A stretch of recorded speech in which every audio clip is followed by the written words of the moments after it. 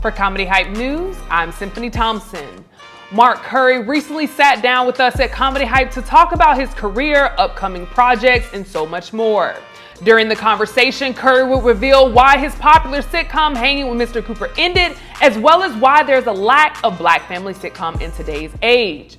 According to Curry, back in the day, stars were chosen based on their star power potential. When making Hanging with Mr. Cooper, Curry's goal was to reach syndication and create an example of positive black family on screen. Once he did that, Curry was at peace with how the show came to an end. Joining me is our very own John Abba to discuss this interview in more detail. Yes. How was it? How was that interview with Mark Curry? Instantly, it's dope to have him on the platform. The full interview is going to be on hypersclub.com. But one of my more wilder interviews. Really? Very, I was, I had to be professional, but at the same time, Mark kept saying y'all Comedy Hype, so he was feeling to bring that type of energy. But if y'all watch some of my interviews, a lot of my interviews, I'm very serious. I'm trying to get certain information out of the guests. But it was definitely a much more wilder interview, and you're gonna see from beginning to end, it just was unpredictable. Yeah, well, let's take a quick look at it, a little sneak peek. Yep. Let's take a look at this clip. Hanging with Mr. Cooper, let's not treat it light. You were able to get it syndicated. It was something that, for me as a young black man, I got to see an image of myself that I felt good about, right? It felt like good representation. Can you maybe answer, why did it eventually come to an end when it came to that show? Well, we did 5 years, syndication. You have a goal. Yeah. Yeah. My goal was syndication. Yeah. 100 episodes. So what more can Mr. Cooper do? I think I proved that I can do a TV show. I could be funny, that I could be a positive role model in this buffoonery age. And, in that buffoonery, and just be a positive person, wear a blazer, be intelligent, challenge the kids in a different way. I knew I was in control because I could talk about any of them. My riffing skills were so good. Look at you, and plus I wanted to be a positive dude because I was an educated man. I saw so much negativity in my black community, everywhere we go, bam, you got liquor ads, malt liquor aimed toward us, high menthol, nicotine cigarettes aimed at her, high sugar, high sodium in every store. So, all odds against us. So I just wanted to give a little positive, He did that. You did that. Yeah, you definitely did that. Now, I definitely look forward to seeing the rest of that, but we can't bypass also having Mark Curry. What was your thoughts on his response to seeing Hanging with Mr. Cooper? I wish he would have went in more detail about the layers of it, because a lot of times I'm trying to make sure our audience is learning something, because there's so many different layers when it comes down to the TV business. So a part of me feels great answer, but at the same time I was there's probably more to it that I wish he would have opened up on. But as far as just kind of hearing from him, he's that was the goal, that was the mark.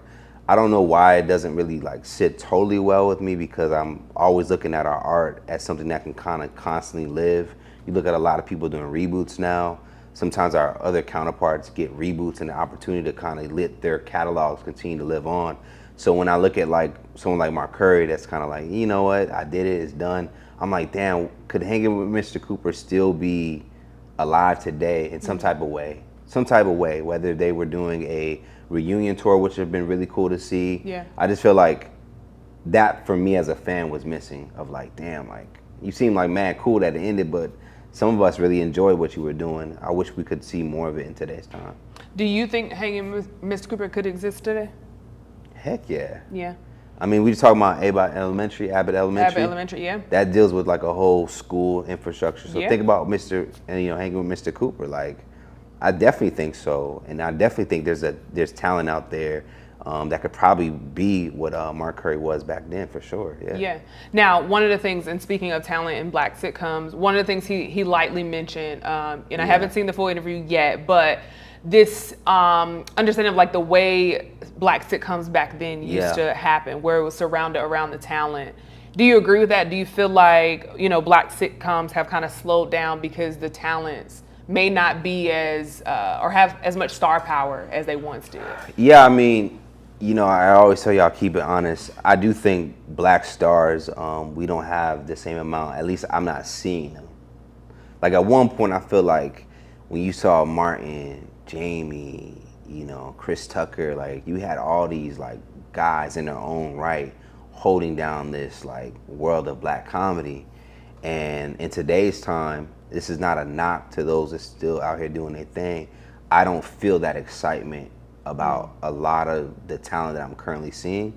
But that could be due to just not the talent themselves, but I think how we live in this instant society that people getting put on when they're not fully ready. Because you used to have a lot of times artist development where we'll give you the deal, but we'll be working on you in the background so that when you hit the screen, it's go time. Yeah. But like today, I feel like, hey, you got a following, you got a little bit of emotion going on. Let's go do something with you. Yeah. Because the executives, you know, to be real, I think they've gotten lazy as well, where they're not like doing the homework. They're not taking time to invest. But so I do think the stars back then were so much stronger and so like explosive, and the energy of like the 90s was so raw and uncut, and it was giving people what they can feel, that I think now there's other things interfering with us creating content like that. You know, you got to watch what you say. Yeah. It's about how you look. It's like so many other factors come into it. How many followers you got? And I feel like that's the first question. It's like, how many followers do you have? It's not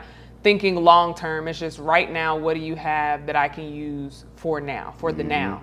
Whereas opposed, like you said, back then there was talent in artist development and being able to really mold them and shape them to what they needed to be before they hit the screen. Because you low key don't gotta be a star to be on no more. Or you don't have to be a star to be a star. Yeah, I agree.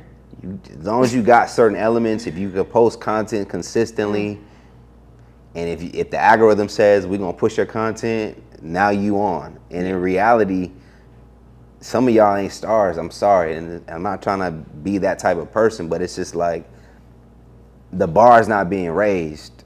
And as a fan, I'm talking as a fan, not as a person that's like, you know, in the business, but as a fan of it, I haven't seen anybody that I've been really excited about in like a while. Yeah. I think Kevin had like the last thing. On a non-black side, you got Andrew Schultz, who got like some buzz, and he got his excitement.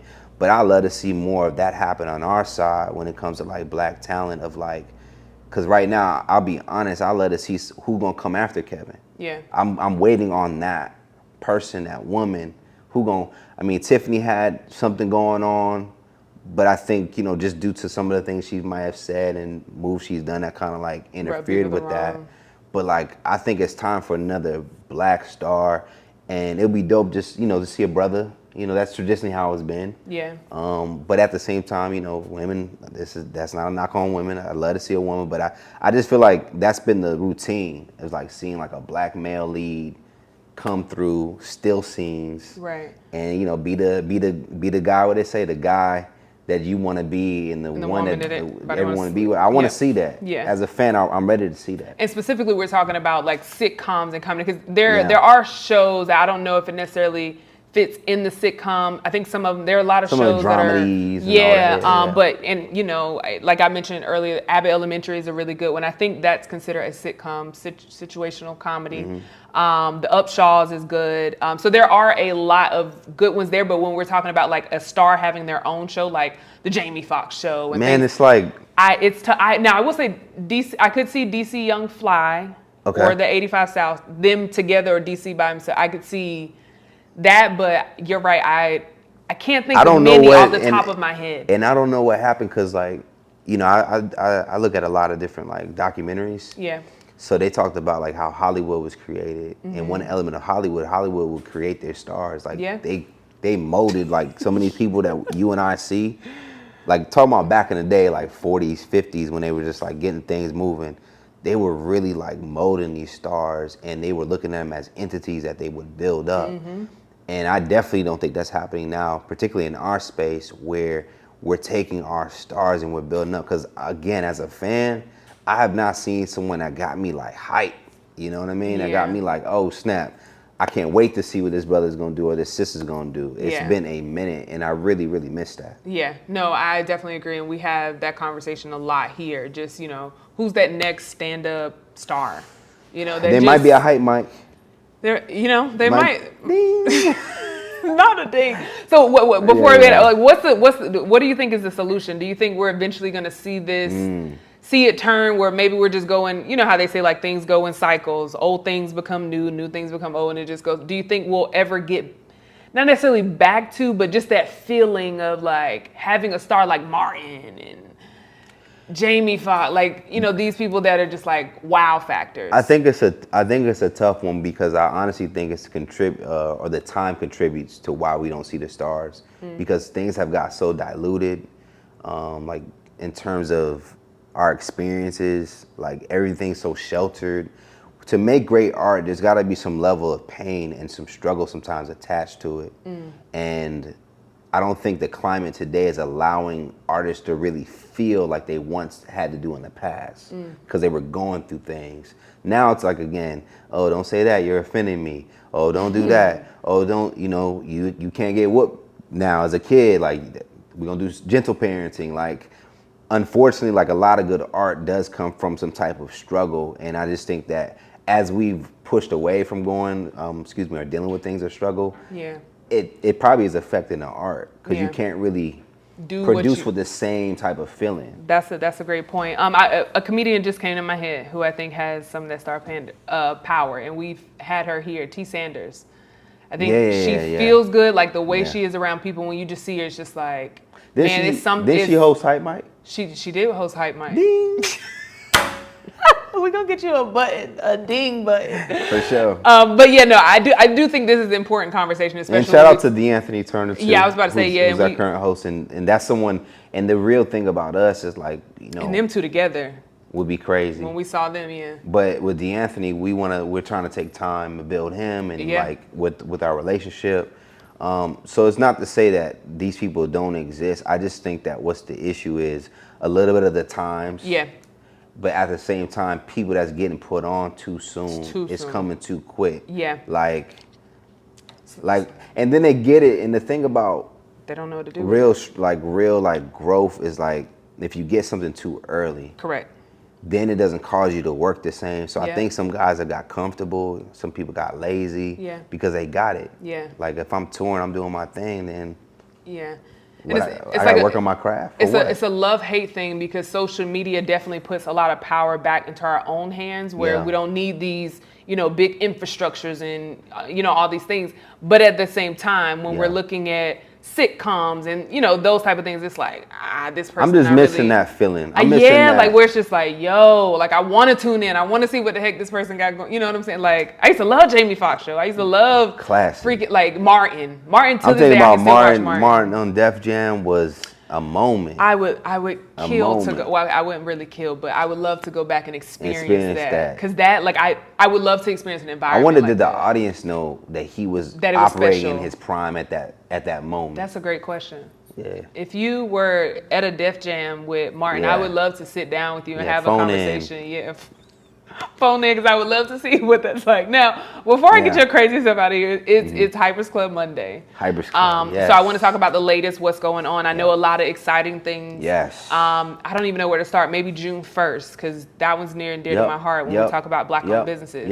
So June 1st, Hypers Club is presenting Castleberry Fest. Yes. For those that live in the Atlanta area, come out June 1st. You're going to be able to tour our studio. But guess what? We're not just doing this alone. Correct. We have partnered up with several businesses in our neighborhood of Castleberry. For those that don't know, Castleberry, where our studios and Clubhouse is located, is known for the most black businesses in one condensed area in the United States of America, in the country. That's where we're based out of. So seeing that, I was like, nah, we can't sleep on that, because low key people ain't really talking about it. And you know them people I'm talking about. So we like, no, we gonna talk about it, and we gonna host a festival to make sure everyone's aware in the neighborhood that this is a special place for businesses. We got 2 Chainz in our area. Yeah. We got some Love and Hip Hop reality people that also own businesses. Yeah. We have Candy Burris is down the street. Yeah. Like, these are black folks Russells. that's doing their thing. The Russells, They got the dope Russell Center. We have some great partners from Versus ATL, Brooklyn Tea, Bookstore Gallery, Kenny T's, Yep. That Fire Chicken. You got a place called Peter Street Station, and it's all Black-owned businesses. And the dope thing I realized, they all do different things. Yeah. Which makes this place special. So June the 1st, Hybrids Club is hosting a festival. Bring your family out there and come enjoy the different block parties that we're having. And yeah, I'll be there. So if you want to say something to me, I'll be there. Something nice, because I think it's great to be able to celebrate. Like you said, not enough people. People may not just know. People may not know what's happening here because Zucot is here. They've been here for so long. It's another Zucot Gallery. great one. So They're the biggest art gallery in the Southeast. Yeah. Black-owned gallery in the Southeast. Yep. So to have all that in literally one neighborhood and so much history here, even the building that we're in, like to be able to understand the history of it. So I would encourage people to come out. I like the word support, but patronize. You know what I'm saying? Like really show up and put your money where your mouth is. You know, it's gonna be a good time though. Yeah. It's gonna be a good vibe. Yeah. I'm getting me a good plate from That Fire. You might see me walking around, just smiling and waving. But and you're gonna end the night. Yes. With comedy show. So we have a comedy show that night, Hype Mike. But this is a special version of Hype Mike. Hype Mike All Stars. We got DeAnthony Turner, our host, who's been holding it down. He's been doing a great job. He's gonna be kicking it off with 3 other comedians that night. And this is the stuff that we're trying to do. This is exciting. Hypers Club is really, really dope to be a part of that and seeing how that's building. On hypersclub.com, as I always mention, you can get you a membership right now. If you don't live in Atlanta, we got the digital pass for you. We have behind the scenes content. You can see what me and Symphony are discussing, what the team is planning. We just dropped a new exclusive over there right now. And of course, these full interviews. So today we talked about Mark Curry. Yep. You're not gonna be able to see the full interview unless you're on hypersclub.com. So, and the ones that live in Atlanta, we have a beautiful clubhouse that you can be a part of. You can do your podcast here. You can create content. You can do all those different things within the memberships.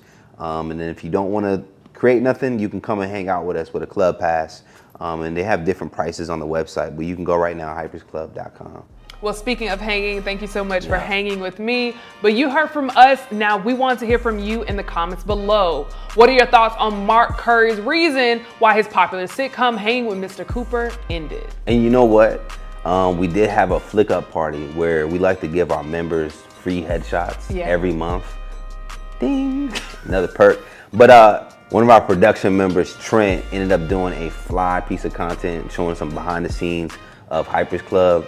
And we're gonna go ahead and send it off. Is that cool if I end it with that clip? No, I like that. We'll end it with that clip. So for Comedy Hype News, I'm Symphony Thompson. Hypers Club, y'all. Let's Hypers take a Club. look.